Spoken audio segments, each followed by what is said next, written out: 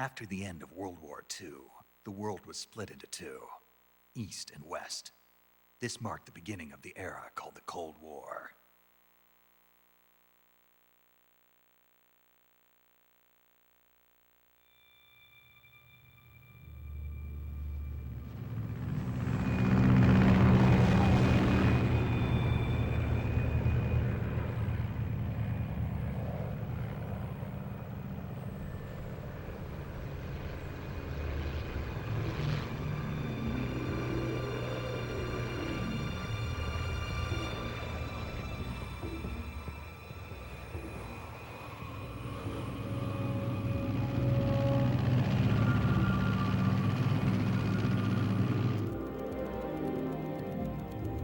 Pakistan, altitude 30,000 feet. Approaching Soviet airspace. 20 minutes to drop off. Commencing internal depressurization. Equipment check. Arm main parachute. All right. You ready to go? Drop zone still showing a high pressure mass. Cav okay. Good. We've got high visibility.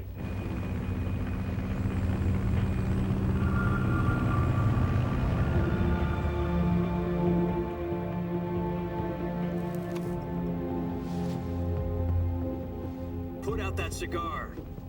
Connecting oxygen hose to interior connector. Put on your mask.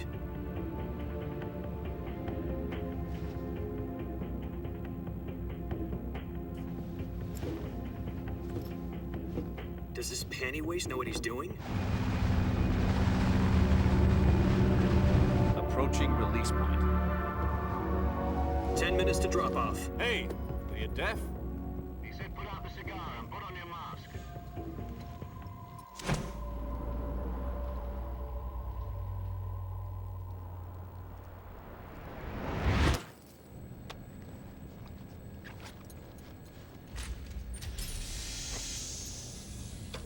Depressurization complete. Checking oxygen supply. 6 minutes to drop off. Opening rear hatch.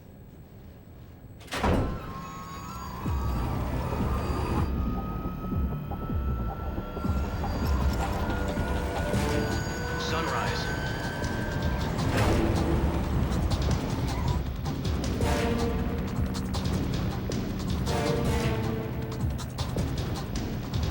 External temperature minus 46 degrees Celsius. 2 minutes to drop off. Stand up. You'll be falling at 130 miles per hour. Try not to get frostbite from the wind chill. 1 minute to drop off. Move to the rear. Activate bailout model. This is one for the history books. The world's first halo jump. 10 seconds to drop off. Stand by. Status okay. All green. Prepare for drop-off. Countdown. 5, 4, 3, 2, 1. Spread your wings And fly. God be with you.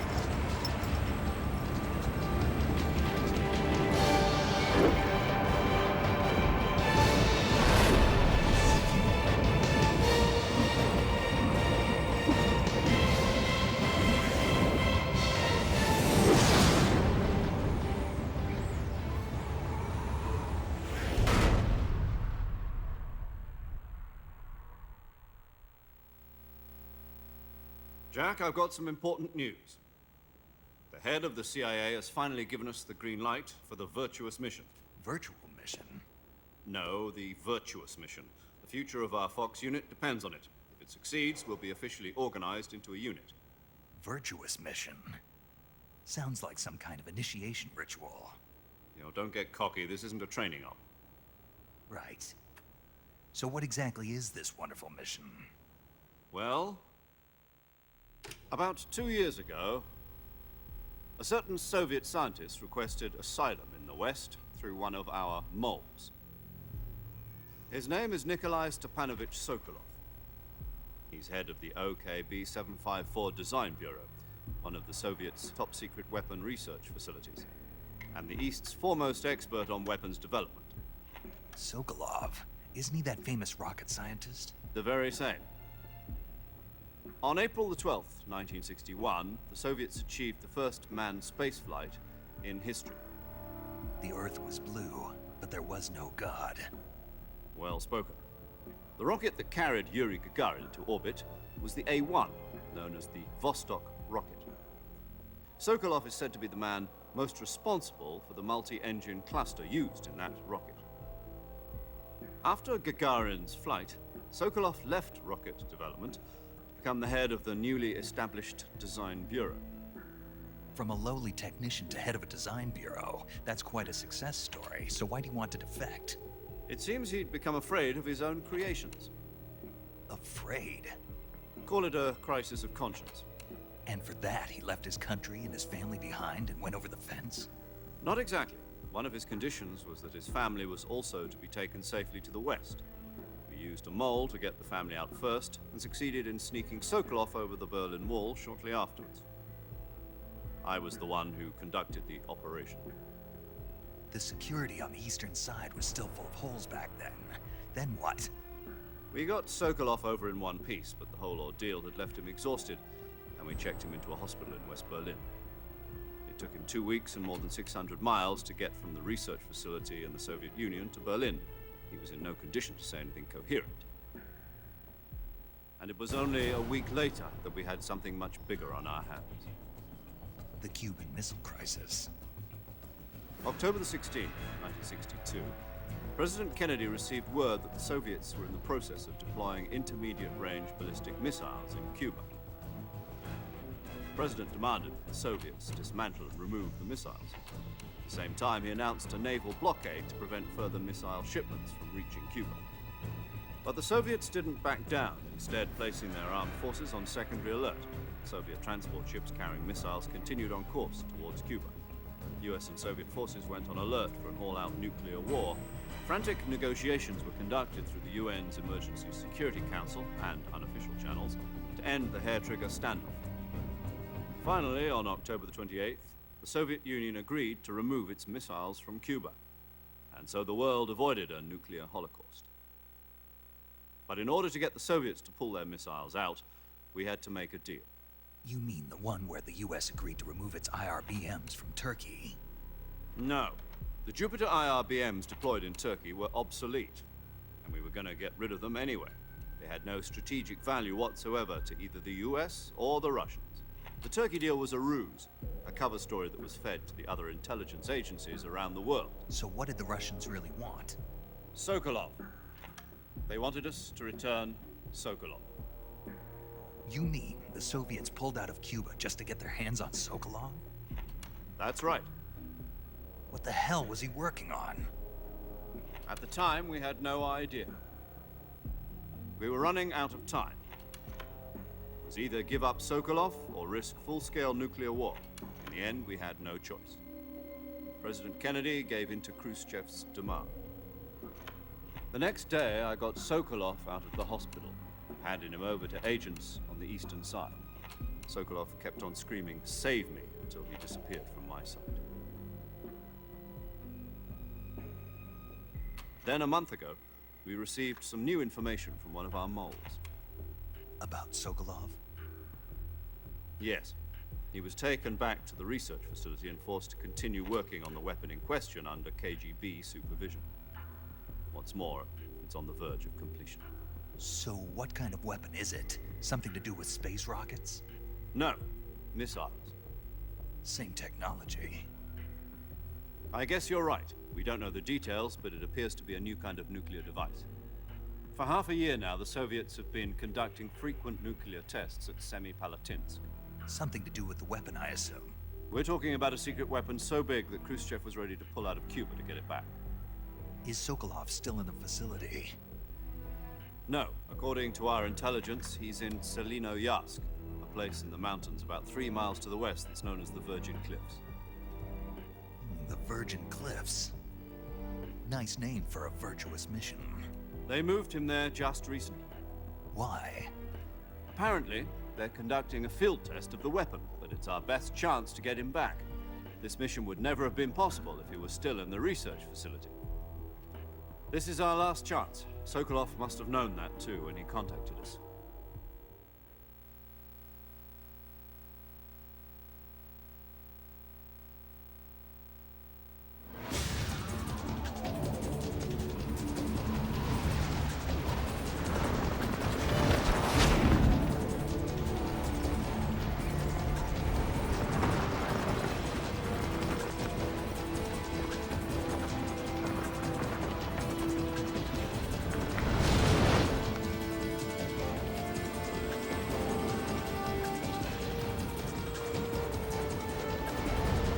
Listen up, Jack.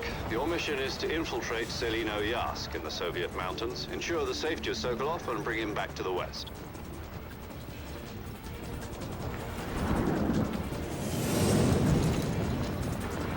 If we don't get Sokolov back before that weapon is complete, we'll be facing a major crisis. The clock is ticking.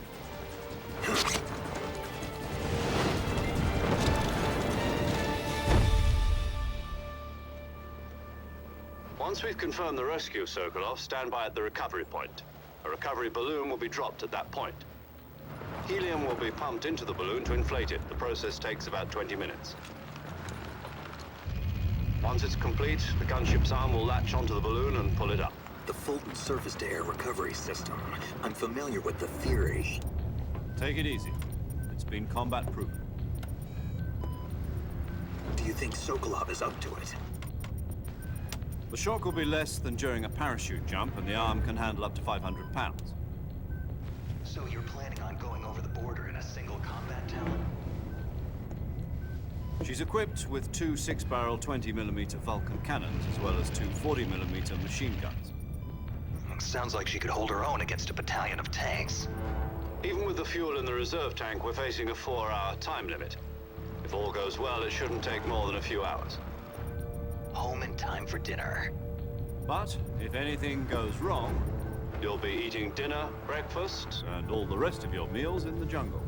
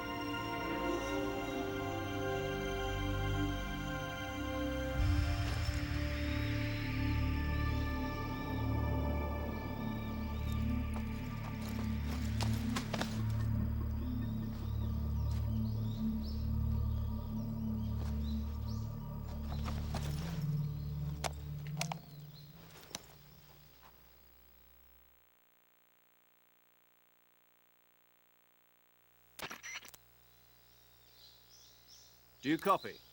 You're already in enemy territory, and somebody might be listening in. From here on out, we'll be using code names to refer to each other. Your code name for this mission will be Naked Snake. I'll be referring to you as Snake from now on. You're not to mention your real name. Snake? Oh, you don't like snakes? What do you mean?